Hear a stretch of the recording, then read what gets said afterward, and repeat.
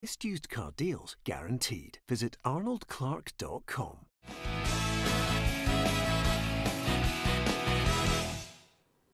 Welcome to Peter and Ruffy's Football Show on PLZ Soccer's YouTube and Facebook channel. I'm Peter Martin, absolutely delighted to have your company. Thank you for joining us. Alan Ruff and Gordon Smith are with me on this Thursday evening. It's the last day of the transfer window, and I have to say to you, it will change minute by minute. Probably by the time you watch this programme, if it's later on in the evening, your club might have signed 1, 2, 3, possibly 4 players. Here's what we're going to be talking about first of all.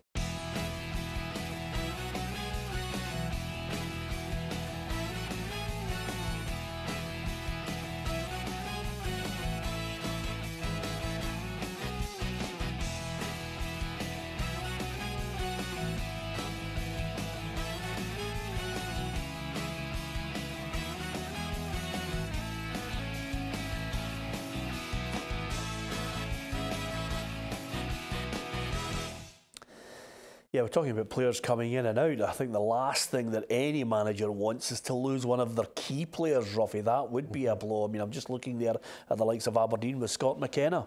Yeah, the Scott McKenna one is just a no-goer. You know, I think they offered 2 or 3 million about 6 months ago, and then they come back with a decreased offer. So that was, for me, it was a non-starter. And they obviously think there are other teams out there in the English Premiership who'll pay a lot more than that. And if Derek is going to do something this year, I mean, win a Scottish Cup, he needs every player that he can get. Yeah, he's a vital player. I think you're right, Ruffy. He's somebody that you know, Aberdeen build their team around. If you look, I was looking myself recently at the last 8 games in the league. Aberdeen are actually the most points from those last 8 league games. Even Celtic are a point behind in 18 points, but Aberdeen have got 19 points from those 8 games. So it shows you that they're on a good run just now, and they're up there challenging. And Derek McKenna, as Ruffy says, they want to go. They're still in the Scottish Cup, obviously, and they've got that to go for. But they're trying to commit and challenge for the league title as well. Yeah, of course, they were sniffing around the likes of Johnny Hayes. I think Derek McInnes would have been gutted losing out on Lewis Morgan, I beg your pardon, who joined Sunderland on loan from Celtic. It'll be interesting to see if they manage to get any late players coming in at Pittodrie. But as far as elsewhere is concerned, we will give you a complete roundup before we hit the end of the programme. There's been a fair bit of movement on managers in and out. Of course, Hamilton Accies suddenly have a new man. He was the 1-2 favourite yesterday, and he turned up in the manager's chair today to meet the members of the assembled press.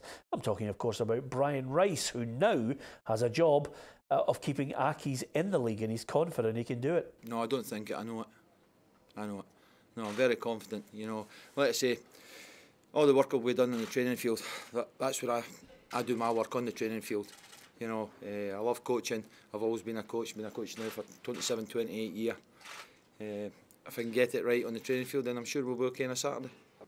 I would like to think we'd finish above them. You know, I'm not going to cry man in any manner of means. They were fantastic for me. What team handles it best, will survive. You know, there's 3 of us down there at the minute. You know, our sole aim is to finish 10th. Right now, is to finish 10th. That's the short-term aim.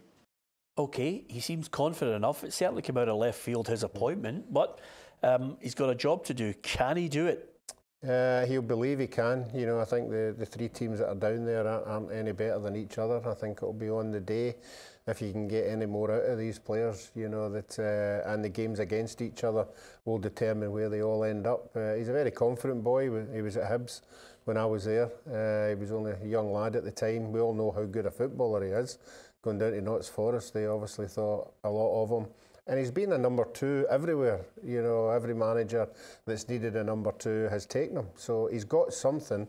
And obviously I think that they have identified that he's not really a manager, he's more of a coach. They'll do most of that side of it, and all he's got to do is on the park, because that's what his strength is. Yeah, I must admit, I like Chipper. He's a good lad, and again, you know, good coach. Whether he's got the ability to get anything out of this squad, I'm not so sure. I think if I was picking them, Gordon, in an order, I'd go St Mirren bottom, Hamilton playoff, and Dundee escaping by the skin of their teeth. It's hard to tell, Peter. I'll tell you why, because you only need to look at the Stevie Clarke scenario last season. 3 points from the first 8 games.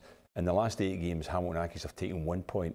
I was a supporter of Martin Canning, but I can understand now why the board have looked at this and thought, wait a minute here, there's a 3-horse race on to avoid relegation. He said he wants to be 10th. 10th's the best that Hamilton Accies can be. There's no chance of them being any higher than 10th, right? But if he can turn that around and get them playing, and it all starts this Saturday when they've got Dundee at home. St Mirren have got a hard game to have to go to Ibrox, so they can beat Dundee and get a 4-point lead all of a sudden over the nearest to them, Dundee, and St Mirren are below that. So this Saturday's a big game, and I think that's why Hamilton Accies have decided to make this change at this time, just to say, right, we need to bring in somebody that can maybe just turn things around in the short term and get things going, because I say if he gets them on a run between now and the end of the season to pick up more points, I mean 1 point from the last 8 games is very poor. Yeah, absolutely. If Hamilton have got a manager, Hibs are on the lookout now. Ruffy, it's the most bizarre 24 hours I've ever witnessed from Hibernian. I mean, this whole press release thing is just a spin that I don't think will go away. I think there'll be lots more repercussions because Hibs have put themselves right behind the 8 ball. They need to get players in. I think the supporters are going to be very angry in a very short space of time, and they need to get a manager that suggests that the board are serious about trying to get the same type of level as Neil Lennon, which I don't think they'll get. No, I don't think they'll get the same level. They'll certainly get a manager. There are enough managers out of a job, you know, who will jump at a chance of going to a club like Hibs with the support that they've got. But I agree with you. I think a lot of supporters want to know more about this. You know, I think the statement that was thrown out there does not end the speculation. I think everybody in the game, as we all want to know, we all want to know this is just a ridiculous scenario, and the statement is even more ridiculous. So I think supporters will want to know what's happening. I don't think they will get to know, because that's the way it works in football. Yeah, well, I'll tell you, I mean, the fact is the club didn't match the manager's ambitions. You know, key players were going out the door, Gordon. He wanted better players in.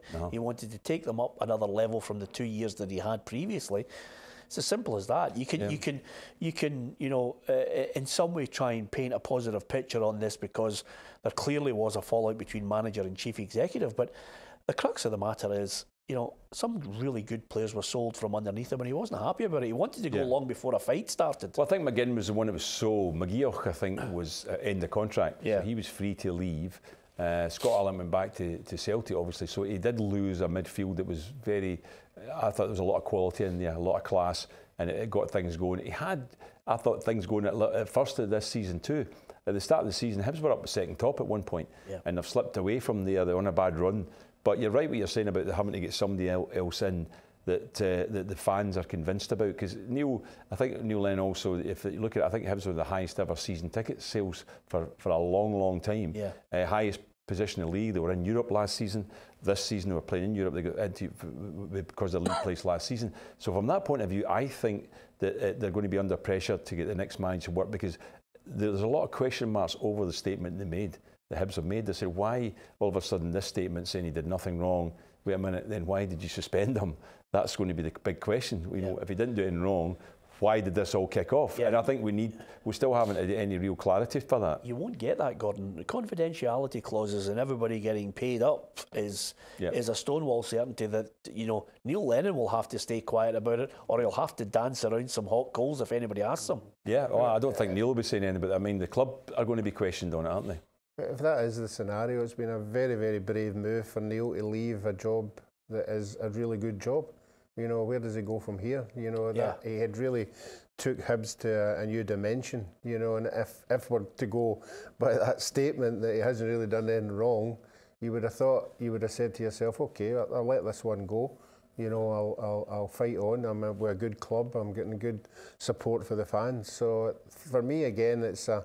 Well, I think he's annoyed. I think he's annoyed. Neil Lennon was annoyed about the fact he was suspended in the first place. I know, but his reputation was damaged by that, and then it's now recovered because of the statement. To be fair, his reputation is intact now again. Yeah, but Gordon, let's be honest about it. Where does he go? I don't think he's got as good a reputation as he once had. You know, I think as Hugh McDonald pointed out in Tuesday, you know, great reputation. Great victory over Barcelona. What does it get you? A Bolton Wanderers job. I don't think he'll get a top drawer, you know, club in the Premier League down there. I think he's struggled to get a championship team to have a bite at him. The point here is, I think he was going anyway, whether there was a flashpoint or not. I think there was that point where I think he was looking and saying to himself, listen, my reputation is going to go down the tubes anyway here. If I say to you, I'm selling your best players, but I still want you to achieve 4th position, you're not hiding to nothing. Oh no, it's very. I agree with you. Very, very difficult to do that. As I say, it depends where. I know what you're saying. He went down to Bolton before. He had a hard time there. I think it was more to do with the management of the club. Well, there were 174 million in debt. I mean, I wouldn't have joined exactly. them. So I think that from that point of view, since then, I think he's built his reputation on the basis of what he did at Hibs. Promotion, comfortable promotion, and then a European place.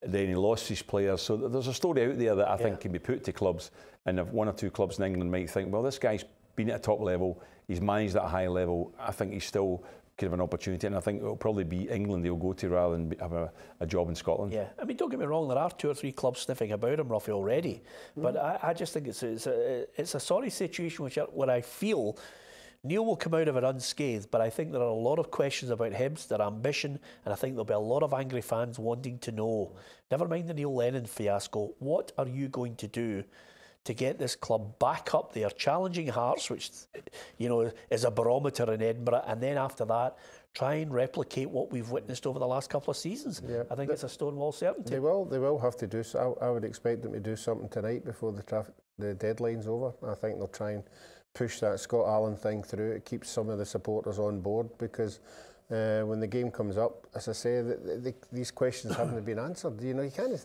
hand out a statement and say, "Oh, well done, thanks very much for all your service," and everybody's patting each other on the back, and everybody's going, "Well, why is he away?" Yeah. Oh, the board's in for some difficult questions to answer over the next couple of days. That's for certain. No doubt we'll be talking about it all the way through next week as well. Okay, last night Celtic against St Johnstone and Cowdenbeath against Rangers in the Cup. First of all, Celtic extended their advantage at the top. It was a game in hand.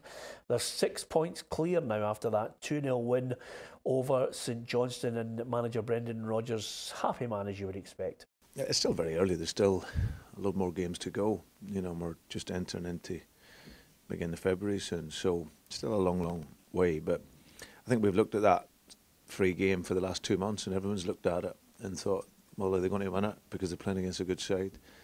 And we did that. I thought we played very well, and like I say, it's 6 points, which is nice. Good goal difference, clean sheets, defend them very well, but still a way to go.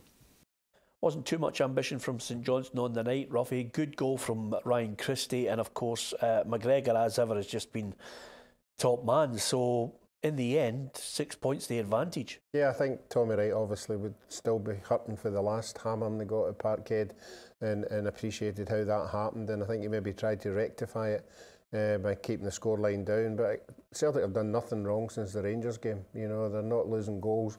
They're not running over the top of teams, but they're still winning comfortably. They've never been under any pressure since that Rangers game, and Brendan Rodgers will think that that'll be them on the run again. Yeah, and of course you gave us an update on possible departures and what he'd like coming in the door. I don't think we'll be overly busy. We know specifically what we want, so hopefully we can do that. But and then we just assess the squad after tonight, just to see if there's any guys that can go out and loan.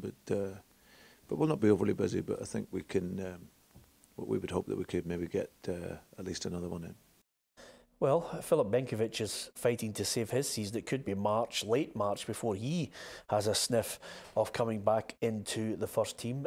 I think they need a centre-half and a right-back. I mean, Jeremy Toljan from Borussia Dortmund is a possibility at right-back, but boy, I think they need it, Gordon. I think so. I think that, you know, to strengthen, but I do believe, still looking at the whole scenario, Peter, I think that the squad is strong enough, you know, to win the league. Yeah. I think if they don't win the league, they're only throwing it away. Rangers are trying to bring in players. They've brought in some players now to strengthen the squad and all that sort of thing. But all of a sudden, you've got a 6 point gulf again, and it's going to be a hard shift for Rangers to pull that back. The game, I mean, the loss they had to Kilmarnock was a big blow to them, because Celtic always had the game in hand, but it was a 3 point gap.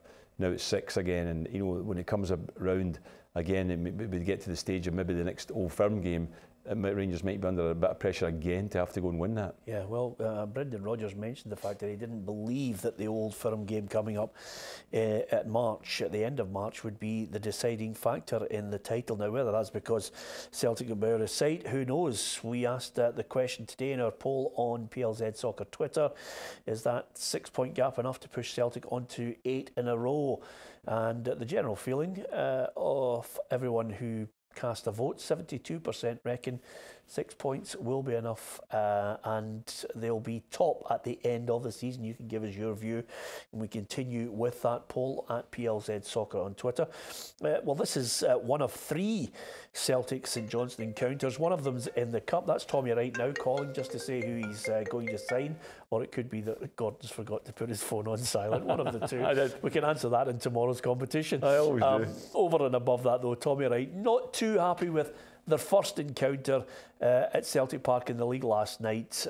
Here's his reflection on the game. If you don't take care of the ball here, it makes it a long night, and that was the one aspect of their game that was failing. And but can't fault the players for effort, work rate, made it difficult for them.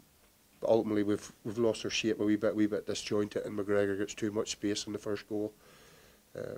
But you know, when you come up against a team with so much quality and depth, it's difficult, and I can't fault the players for their effort. Well, no surprise, St Johnstone manager. He's got a keen eye for a good player, and he did mention the fact that he wants to bring a few in. I think Cammy Bell is on his way to St Johnstone as their backup keeper. Let's hear what else he's got in mind. I don't think Jim White will be outside McDermott with his yellow tie. It'll be fair to middle. There'll be some business done. We need to get a goalie in. We lost Mitchell late on. We didn't expect to lose him. It was Burnley's. The clause was for Burnley to call him back, so that's done. But we've done good business in the window so far. And the best bit of business is signing Jason Kerr to 2022. No disrespect to all the other players that we've re-signed and extended contracts. That's the best bit of business we've done this window. Yeah, Saints manager well happy with Jason Kerr. If you're a Saints fan, give us your thoughts on your business in the transfer window. Well, elsewhere, as far as the games last night, Cowdenbeath against Rangers, I don't think Stephen Gerrard was too happy with some of the players that were coming in who weren't first-team regulars. They had their opportunities. I don't think he was happy with the overall performance, but they got through, Gordon. That's the main thing. I mean, as I say, cup football, Ruffy would know this very well too, that you have to, it's first and foremost result, and then performance is considered after that. Rangers obviously weren't at their best, difficult place to go, the pitch wasn't in great condition, and you know, a lot of people were thinking it could be a bit of a shock, but they were comfortably up at half time, 3-0. I think it was the second half more was the poor element of it. There was certain players did not perform in the second half. In the end though, they're into the next round, and suddenly Kilmarnock await. Yeah, and Kilmarnock on the form that they are in, and obviously the result against Rangers in the last game, they'll feel confident but not overconfident. I think we all know it'll be a tight game. It's a game that could go either way. It'll be who performs on the day, but it'll be a fantastic game to be at. Yeah, Jordan Rossiter on his way out at Rangers to Bury. As far as in, Matt Polster, last man in, Gordon, is that enough? I mean, a number of people are saying Rangers maybe should have looked to maybe one or two others to try and make this a really serious title challenge. Yeah, I think that, you know, Polster's come in as a centre-back, so that's obviously a position that Rangers are a bit uncomfortable with, but in terms of numbers, they've got the numbers for all these positions now when you think about it. Full-back, centre-half, midfield, they've got loads of competition for midfield, and now when you're bringing in Defoe, they've got that up front as well with Lafferty there, Morelos, who's not going to be leaving obviously. So I think that overall, I don't think there was any question of bringing in more players when you've got the size of squad they've got. Yeah, is it good enough to win the league? It's good enough to challenge for the league, yes. Win it? Win it's another question. I think Celtic are favourites just now, definitely. Yeah, but do you think they'll win it? Do I think they'll win it? I don't think they'll win it, no, but you never know, they could, because, as I say, it's two games. I know. It's not yes or no. Oh, yes or no, no. I think Celtic can win it, probably, yeah. Yeah. Okay, we're dealing in probability with Gordon at the moment. As far as the signings are concerned, keep it locked to PLZ Soccer on Twitter for all the latest deals, up-to-the-minute deals, right up until the window closes. You can go on our YouTube channel and, of course, Facebook as well, constantly updating on your favourite club, making any last-minute signings. Here's just a quick recap so far of how the day looks with our reporter, Gabriel Antoniazzi. Transfer deadline day, what has happened so far? Hamilton Accies have signed striker David McMillan on loan from St Johnstone. Dundee United have made 3 signings, including former Aberdeen player Peter Pawlett. Dundee have acquired Sunderland midfielder Ethan Robson on loan, and he's been replaced at Sunderland by Lewis Morgan. The Celtic winger has joined Jack Ross's side until the summer. Will we see moves from any other clubs, possibly Aberdeen or Hibs? Both Steven Gerrard and Craig Levein have ruled out any movement though, but we know Celtic are trying their best to bring in a right back. Only time will tell if the Hoops get their man. Yep, some of the fans have voiced their concerns over the lack of players coming in, but as Gabriel mentioned there, Craig Levein happy with his squad and happy that John Souttar has signed till 2022. He's got him on a long deal. Yep, that was the partnership that was giving them a lot of success at the beginning, him and Berra. It'd be good to get them back together again. And I always thought that he was a future Scotland centre-half, obviously injuries here and there. But if you get an extended run, I'm sure he'll get back there. Yeah, just last point from you on this, Ruffy. Dundee United have made no fewer than 9 signings. Their intent is clear for that championship. Yeah, the new owners have come in. I think everybody knew they were going to throw everything at it. Okay, they had a bad result against Ayr United, but they'll be there or thereabouts. There's no doubt with the quality that they're signing. Yeah, I've got to say congratulations to Stephen Dobie and Gary Naismith, Gordon, manager and championship player of the month. Yeah. 37 goals, unbelievable. I know, 4 hat-tricks as well. He's 5.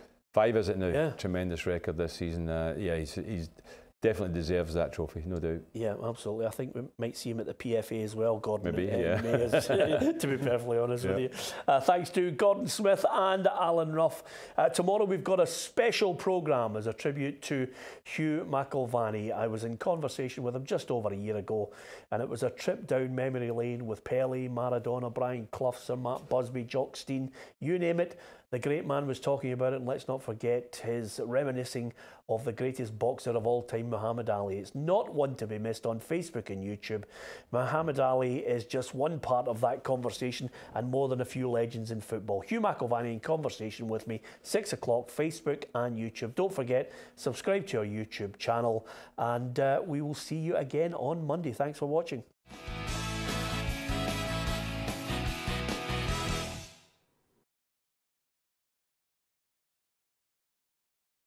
Expect the best used car deals guaranteed. Visit arnoldclark.com.